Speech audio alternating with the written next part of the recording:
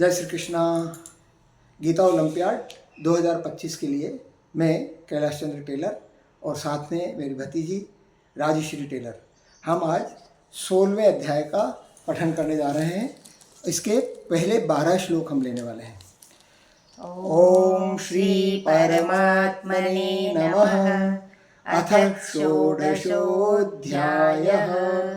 श्री भगवानुवाच अभयं सत्त्वसंशुद्धिर्ज्ञानयोगव्यवस्थितिः दानन्दमश्च यज्ञश्च स्वाध्यायस्तप आर्जवम् अहिंसा सत्यमक्रोधस्त्यागः शान्तिरपैशुनम् दयाभूतेषु लोलुप्तं मार्दवं ह्रीरचापलं तेजः क्षमा श्रुतिः शौचम् अद्रोहो नातिमानिता भवन्ति सम्पदं दैवीम् अभिजातस्य भारत दम्भो दर्पोऽभिमानश्च क्रोधः पारुष्यमेव च अज्ञानं चाभिजातस्य पार्थ सम्पदमासुरीं दैवी सम्पद्विमोक्षाय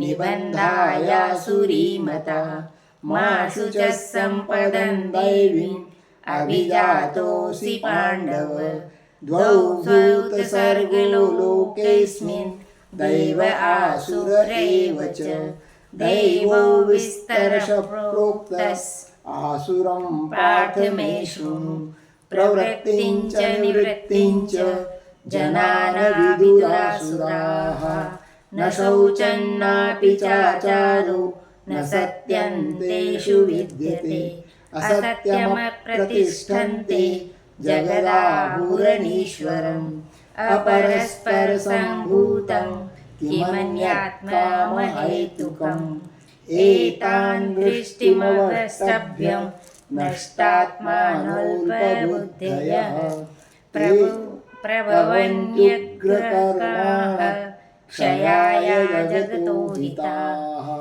काममाश्रित्य दुष्पूरन् दम्भमानमदान्विताः मोहात् गृहीत्वा सद्ग्राहान् प्रवर्तन्ते शुचिव्रताः चिन्तामपरिमेयाञ्च प्रलयान्तामुपाश्रिताः कामोपभोगपरमा एताविदति निश्चिताः आशापाशशतैर्बद्धः कामक्रोधपरायणाः इहन्ते कामभोगार्थम् अन्यायेनार्थसञ्चयान्।